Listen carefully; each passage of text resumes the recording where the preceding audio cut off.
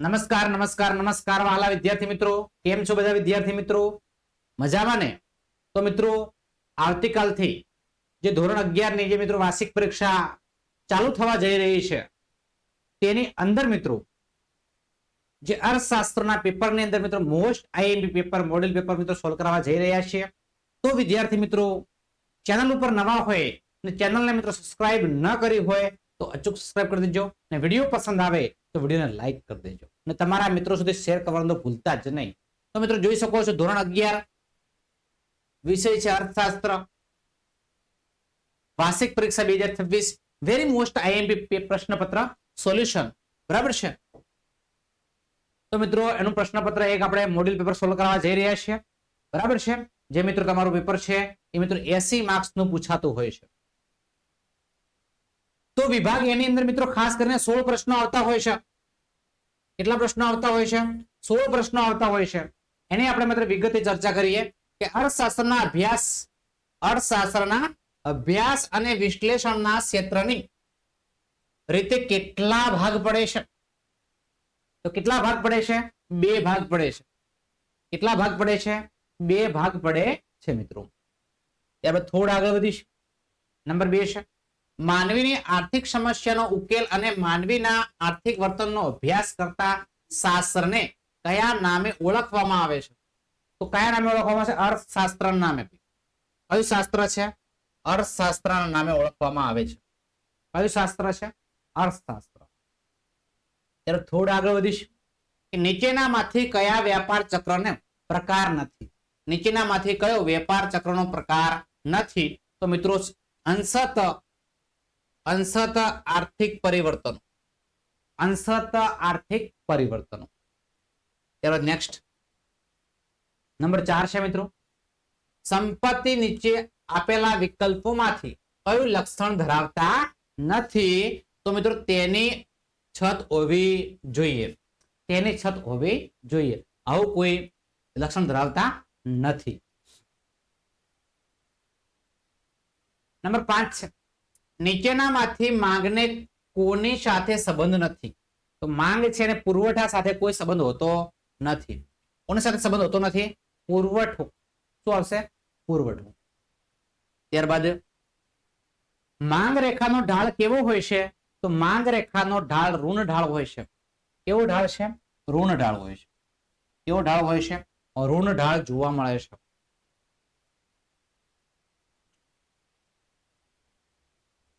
ત્યારબાદ મિત્રો પૂરક વસ્તુઓને કેવી હોય છે? પૂરક વસ્તુઓ કેવી હોય છે? પૂરક વસ્તુઓ જોડાયેલી હોય છે. કેવી હોય છે? જોડાયેલી હોય છે. પૂરક વસ્તુઓ કેવી હોય છે? જોડાયેલી હોય છે. એના પછી મિત્રો માંગ રેખાનો ઢાળ કેવો હોય છે? ઋણ ઢાળ છે. પૂરક વસ્તુઓ કેવી હોય છે? તો એ જોડાયેલી હોય છે. એના પછી નેક્સ્ટ પ્રશ્ન છે ભવિષ્યના ભાવો વધવાની અટકળો હોય તો પેઢીના વર્તમાન પુરવઠો કેવો ફેરફાર થશે? તો એ ઘટાડે છે. કેવો થશે? ઘટાડે છે. કેવો થશે? ઘટાડે છે. એના પછી મિત્રો નેક્સ્ટ પ્રશ્ન છે કયા ખર્ચને ઉત્પાદનના પ્રમાણ સાથે સીધો સંબંધ છે? કયા ખર્ચને ઉત્પાદનના પ્રમાણ સાથે સીધો સંબંધ છે? તો કયો આવશે? અસ્થિર ખર્ચ. કયો આવશે? અસ્થિર ખર્ચ. કયો આવશે? અસ્થિર ખર્ચ. કયા બજારમાં સરેરાશ આવક સીમાંત આવક સરખા હોય છે? કયા બજારમાં સરેરાશ આવક અને સીમાંત આવક સરખા હોય છે? તો પૂર્ણ હરીફાઈ. કયો આવશે? પૂર્ણ હરીફાઈ. કયો આવશે? પૂર્ણ હરીફાઈ. એના પછી મોસ્ટ આઈએમપી પ્રશ્ન જે તમારા પેપરમાં આવતીકાલે પૂછાઈ શકે છે કે પ્રિન્સિપલ ઓફ ઇકોનોમિક્સ પુસ્તક કોણે લખ્યું હતું? તો આ કોણે લખ્યું છે? માર્શલે. કોણે લખેલું છે? માર્શલે લખેલું છે. કોણે લખેલું છે? માર્શલે. બરાબર. એના પછી નીચેનામાંથી કઈ વસ્તુનો સમાવેશ ભૌતિક વસ્તુઓમાં થાય છે? નીચેનામાંથી કઈ વસ્તુનો સમાવેશ ભૌતિક વસ્તુમાં થાય છે? એનું નામ છે ફ્રીજ. શું છે ભાઈ? ફ્રીજ. કયું આવશે? ફ્રીજ આવશે. બરાબર છે. એના પછી માંગનો નિયમ કોને આપ્યો? તો માંગનો નિયમ આલ્ફ્રેડ માર્શલે આપ્યો. કોને આપ્યો છે? આલ્ફ્રેડ માર્શલે આપ્યો છે. બરાબર. એના પછી મિત્રો કિંમત સિવાયના પરિબળો, કિંમત સિવાયના પરિબળો પ્રેરિત ફેરફારને લીધે પુરવઠામાં થતા પરિવર્તનને શું કહેવાય? વધારો કે ઘટાડો કહેવાય. શું કહેવાય? વધારો કે ઘટાડો કહેવાય. એના પછી 15 નંબરનો પ્રશ્ન છે આપણો. નંબર 15 છે, નીચેનામાંથી માંગને કોની સાથે સંબંધ નથી? નીચેનામાંથી મોસ્ટ ટાઈમી પ્રશ્ન છે, રિપીટ થયેલો પ્રશ્ન છે. પુરવઠો તો હાલ જ આપણે ચર્ચા કરી લઈ. આ પ્રશ્ન 100% જોવા મળી શકે છે. બરાબર. એના પછી નેક્સ્ટ પ્રશ્ન છે કે કયા ખર્ચને ઉત્પાદનના પ્રમાણ સાથે સીધો સંબંધ છે? કયા ખર્ચને ઉત્પાદનના પ્રમાણ સાથે સીધો સંબંધ છે? તો અસ્થિર ખર્ચ આવશે. કયો આવશે? અસ્થિર ખર્ચ. ઓપ્શન નંબર બી છે, અસ્થિર ખર્ચ. તો મિત્રો આ 16 MCQ છે. બરાબર છે. 16 માંથી 16 કરી દેવાના છે. ત્યારબાદ મિત્રો આપણો વિભાગ બી આવે છે. ત્યારબાદ આપણો વિભાગ બી આવે છે. એમાં મિત્રો 1-2 વાક્યની અંદર ઉત્તર લખવાના હોય છે. નંબર 17 છે, વૃત્તાંશ આકૃતિ એટલે શું? વૃત્તાંશ આકૃતિ એટલે શું? તો સમગ્ર વર્તુળ એક સમિષ્ટિ છે અને તેના ભાગ એક બાબત છે એમ દર્શાવાય ત્યારે વૃત્તાંશ આકૃતિ બને છે. વૃત્તાંશ આકૃતિને વર્તુળનો અંશ કહે છે. વૃત્તાંશ આકૃતિને વર્તુળનો શું કહેવાય છે? અંશ કહેવાય છે. નંબર 18 છે, વ્યાપાર ચક્રના કેટલા તબક્કા છે ભાઈ? વ્યાપાર ચક્રના કેટલા તબક્કા છે ને કયા કયા? તો વ્યાપાર ચક્રના મિત્રો 4 તબક્કા છે. તેજી, ઓટ, મંદી અને સુધારણા. તેજી, ઓટ, મંદી અને સુધારણા. તેજી, ઓટ, મંદી અને સુધારણા. નંબર 19 છે, માંગનો નિયમ સાથી શરતી નિયમ કહેવાય છે. કે માંગનો નિયમ સાથી શરતી નિયમ કહેવાય છે. તો માંગનો નિયમ શરતી નિયમ કહેવાય છે કારણ કે પ્રતિષ્ઠા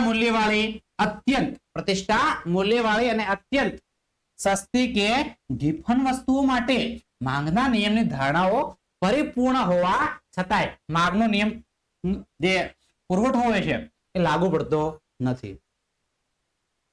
ત્યારે થોડું આગળ વધીશું. પુરવઠાનો ઢાળ કેવો હોય છે? પુરવઠાનો ઢાળ કેવો હોય છે? તો પુરવઠાની જે રેખાનો ઢાળ હોય છે એ ધન ઢાળ હોય છે. કેવો ઢાળ હોય છે? ધન ઢાળ જોવા મળે છે. એના પછી નેક્સ્ટ છે, વૈકલ્પિક ખર્ચ એટલે શું? વૈકલ્પિક ખર્ચ એટલે શું? બરાબર છે. તો વૈકલ્પિક ખર્ચ એટલે શું? ઉત્પાદનના સાધનોને કોઈ એક કાર્યમાં રોકવામાં આવે તો તે સાધનનો બીજો શ્રેષ્ઠ વિકલ્પ જતો કરવો પડે છે. બીજો શ્રેષ્ઠ વિકલ્પ જતો કરવો પડે છે. આ શ્રેષ્ઠ વિકલ્પ જતો કરવામાં આવે તેને જ વૈકલ્પિક ખર્ચ કહેવામાં આવે છે. એના પછી મિત્રો મોસ્ટ ટાઈમી પ્રશ્ન કહી શકાય. નંબર 22, જીએસટી કાઉન્સિલના અધ્યક્ષ કોણ હોય છે? તો ભારતના નાણામંત્રી હોય છે. કોણ હોય છે? ભારતના નાણામંત્રી. તો મિત્રો આપણે હાલના ભારતના નાણામંત્રી કોણ છે એ જસ્ટ આપણે કોમેન્ટ બોક્સમાં કોમેન્ટ કરવાની. બરાબર છે. નંબર 23 છે, પંડિત દીનદયાળના મતે ભારતમાં ઉત્પાદનની કઈ પદ્ધતિ વધારે અનુકૂળ છે? બરાબર છે. તો પંડિત દીનદયાળના મતે ભારતમાં શ્રમ પ્રધાન ઉત્પાદન પદ્ધતિ વધારે અનુકૂળ છે. શ્રમ પ્રધાન. એના પછી મિત્રો વાપસા કોને કહેવાય? પ્રશ્ન મોસ્ટ ટાઈમ કરી લેવાનો ખાસ. તો વાપસા પાણીની બાષ્પ 50% અને હવામાં 50% હોય. પાણીની બાષ્પ 50% અને હવામાં 50% હોય એવા મિશ્રણના સ્વરૂપને વાપસા કહે છે. તેવા મિશ્રણના સમૂહને શું કહેવાય? વાપસા કહે છે. તો આ મિત્રો વિભાગ બીના પ્રશ્નો છે, મોસ્ટ ટાઈમ પ્રશ્નો છે. એની અંદર પણ તમારા તમામ પ્રશ્નો કરી લેવાના છે. એન બી બહુ ઇમ્પોર્ટન્ટ હોય છે મિત્રો.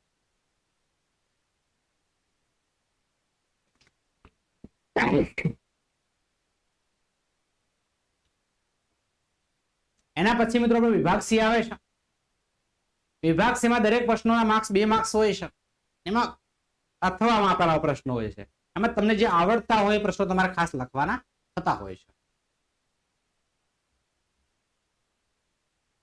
પ્રશ્ન 25 થી 36 માં કોઈ પણ 9 પ્રશ્નનો જવાબ લખવાનો, કોઈ પણ 9 પ્રશ્ન, બરાબર છે. આપણો આ વિભાગ છે 18 માર્ક્સનો હોય છે. કેટલા માર્ક્સનો હોય છે? 18 માર્ક્સનો હોય છે. નંબર 25 છે, જો વસ્તુની કિંમતમાં 20% વધારો થાય તેના પરિણામની માંગમાં 10% ઘટાડો થાય તો વસ્તુની માંગની મૂલ્ય સાપેક્ષતા શોધી એના પ્રકાર જણાવો. અંક ઓછો હોવાથી તે મૂલ્ય અને પેક્ષ માંગ કહેવામાં આવે છે. એના પછી મિત્રો જવાબ છે નંબર 26 છે, જથ્થો અને પુરવઠો. જથ્થો અને પુરવઠો તો મિત્રો તફાવત છે, તમારે વ્યવસ્થિત જોઈ લેવાનો છે જથ્થા અને પુરવઠાનો. નંબર 27 છે, વૈકલ્પિક ખર્ચના માપનની મુશ્કેલીઓ જણાવો. બરાબર છે, મુશ્કેલીઓ છે તમે જોઈ શકો છો. એક ઉપયોગી સાધન છે, એક ઉપયોગી સાધન છે, વિશિષ્ટ ઉપયોગી સાધન છે, વિશિષ્ટ ઉપયોગી સાધન છે. નંબર 28 છે, વર્તમાન સમયમાં બજારનું ભૌગોલિક વર્ગીકરણ જળચુસ્ત રહ્યું નથી, સમજાવો. જળચુસ્ત રહ્યું નથી, સમજાવો. એના પછી મિત્રો દેખી શકો છો જવાબ સ્થાનિક બજાર છે, પ્રાદેશિક બજાર છે, રાષ્ટ્રીય બજાર છે, આંતરરાષ્ટ્રીય બજાર છે. આ ઉદાહરણ પણ તમે જોઈ શકો છો. અમૂલ ઘી આજે ગુજરાત અને ભારત ઉપરાંત અમેરિકામાં પણ ઉપલબ્ધ છે. અમૂલ ડેરીની વાત છે મિત્રો. એના પછી 29 નંબરનો પ્રશ્ન છે, રાષ્ટ્રીય આવક અને રાષ્ટ્રીય પેદાશ વચ્ચેનો તફાવત છે. રાષ્ટ્રીય આવક ભાડું વત્તા વેતન વત્તા વ્યાજ વત્તા નફાને રાષ્ટ્રીય આવક કહેવાય છે. રાષ્ટ્રીય પેદાશ ખેતી વત્તા ઉદ્યોગો વત્તા સેવા ક્ષેત્રનું કુલ ઉત્પાદન મૂલ્ય. બરાબર, રાષ્ટ્રીય આવક અને રાષ્ટ્રીય પેદાશ વિશે છે. એના પછી નંબર 30 છે આપણો, મૂડીકરણનો અર્થ આપી, મૂડીકરણનો અર્થ આપી તેના પ્રકારો જણાવો. મૂડીકરણનો અર્થ આપી તેના પ્રકારો જણાવવાના થાય છે. બરાબર, તો આ પ્રકારો તમે જોઈ શકો છો. સંપૂર્ણ વિમૂડીકરણ છે, સંપૂર્ણ વિમૂડીકરણ છે, અંશત વિમૂડીકરણ છે, નાના પાયાનું વિમૂડીકરણ છે અને મોટા પાયાનું વિમૂડીકરણ છે. જીએસટી નો અર્થ મિત્રો, જીએસટી નો અર્થ good service, good and service tax. GST એટલે ગુડ એન્ડ સર્વિસ ટેક્સ મિત્રો નો અર્થ આપો. તો મિત્રો તમારે ખાસ એની જે વ્યાખ્યા છે એ ખાસ કરી લેવાની છે. વ્યાખ્યા પૂરું નામ પણ કરી લેવાનું છે. બરાબર છે, ખાસ કરવાનું છે. વ્યાખ્યા પણ ખાસ આપણે એની કરવાની થાય છે. જીએસટી નો અર્થ, બરાબર. જીએસટી 4 પ્રકારના છે એ પણ આપણને ખબર હોવી જોઈએ. ભારત ખેતી પ્રધાન દેશ છે, આ વિધાન સમજાવો. ભારત ખેતી પ્રધાન દેશ છે, આ વિધાન સમજાવો. આ પણ પરીક્ષા માટે ખૂબ જ ઇમ્પોર્ટન્ટ કહી શકાય. ખૂબ જ એટલે ખૂબ જ. નંબર 33 છે, રાષ્ટ્રીય આવકમાં માર્શલ અથવા ફીઝરની વ્યાખ્યા. માર્શલની વ્યાખ્યા ઉત્પાદન લક્ષી છે અને ફીઝરની વ્યાખ્યા વપરાશ લક્ષી છે. માર્શલની વ્યાખ્યા ઉત્પાદન લક્ષી કહી શકાય અને ફીઝરની વ્યાખ્યા છે એ મિત્રો વેપાર લક્ષી કહી શકાય. નંબર 34 છે, પ્રાકૃતિક ખેતીની આયામો જણાવો. પ્રાકૃતિક ખેતીની આયામો જણાવો. બરાબર, તો જીવામૃત અને ધન જીવામૃત, બીજામૃત, આચ્છાદન એટલે આવાવરણ, વાપસા એટલે વરાળ, જે વિવિધતા અથવા સહજીવન. બરાબર, જીવામૃતના ફાયદા જણાવો. જીવામૃતના ફાયદાઓ. બરાબર છે, તો જીવામૃતના ફાયદા તમે જોઈ શકો છો મિત્રો બે, કે જમીનની ઉત્પાદન ક્ષમતા, ફળદ્રુપતા અને રોગ પ્રતિકારક શક્તિમાં વધારો થાય છે. જીવામૃતમાં રહેલા સૂક્ષ્મ જીવાણુઓ વનસ્પતિને લઈ શકે તેવા પોષક તત્વોમાં રૂપાંતર કરે છે. નંબર 36 છે, પંડિત દીનદયાળ ઉપાધ્યાયનો ટૂંકમાં પરિચય આપો. પંડિત દીનદયાળ ઉપાધ્યાયનો જન્મ દેખી શકો છો મિત્રો 25 સપ્ટેમ્બર 1916 ના રોજ થયો હતો. 25 સપ્ટેમ્બર 1916 ના રોજ થયો. તેમનું જીવન સાદું છે, વ્યક્તિગત સરળ હતું. વ્યક્તિત્વ કેવું હતું? સરળ હતું મિત્રો. તેમની આંખોમાં અનોખી ચમક ધરાવતા પ્રભાવશાળી સજ્જન હતા. કેવા હતા? પ્રભાવશાળી સજ્જન હતા. 52 વર્ષની ઉંમરે તેમનું મૃત્યુ થયેલું છે. વિગતવાર તમે જોઈ શકો છો મિત્રો. હવે મિત્રો વિભાગ ડી આવે છે. હવે આપણો વિભાગ ડી આવે છે. આ પણ 18 માર્ક્સ નો છે વિભાગ. 37 થી 45 માં કોઈ પણ 6 પ્રશ્નોના જવાબ આપણે લખવાના હોય છે.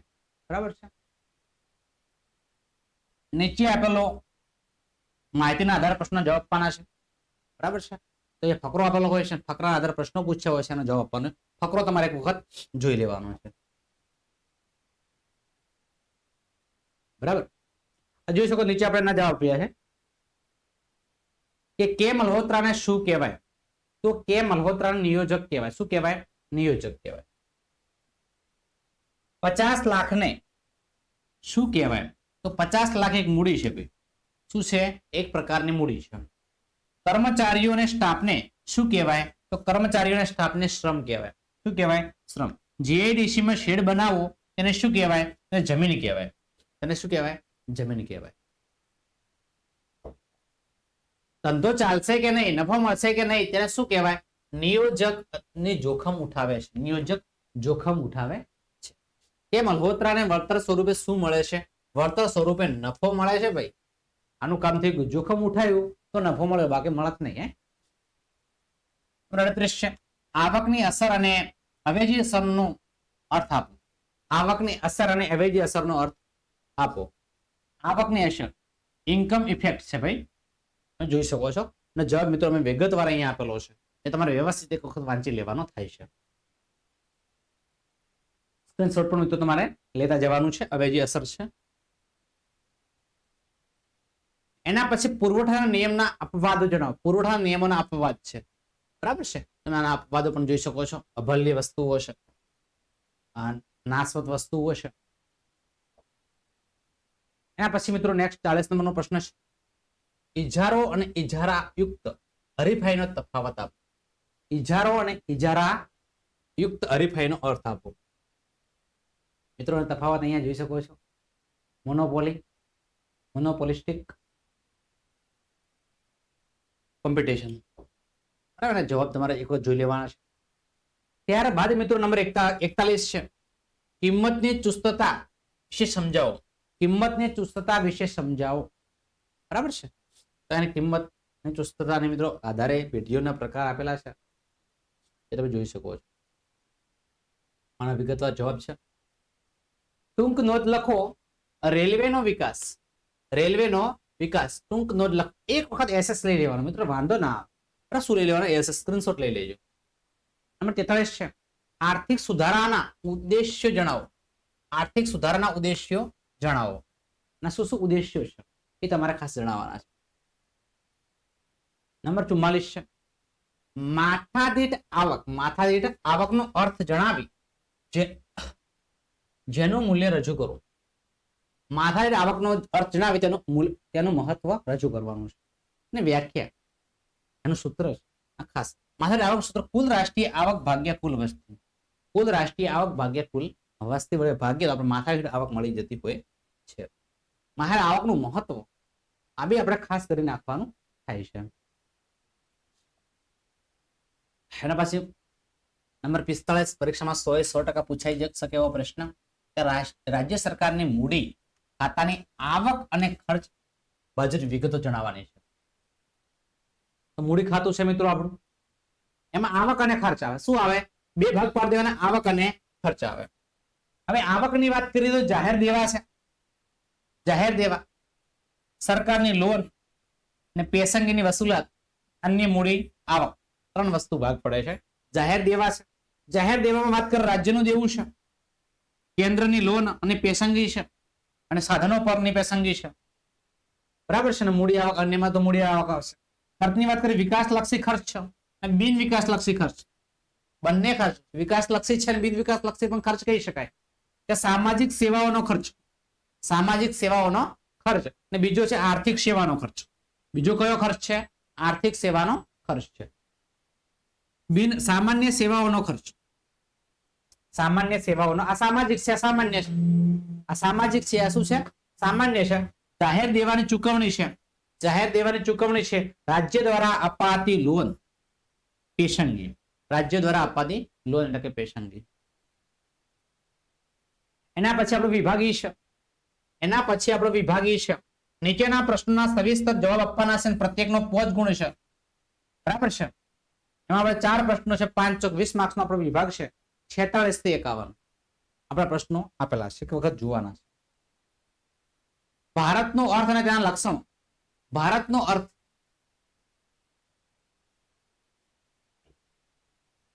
બજારના લક્ષણો, ખરીદનારાનો ગ્રાહકો અને વેચનારાઓ એટલે કે વેપારીઓ, વસ્તુ અને સેવાનું અસ્તિત્વ, વસ્તુ અને સેવાનું અસ્તિત્વ, ગ્રાહકો અને વેપારીઓ વચ્ચેનો સંપર્ક, ગ્રાહકો અને વેપારીઓ વચ્ચેનો સંપર્ક, સમાન કિંમતનું વલણ, સમાન કિંમતનું વલણ,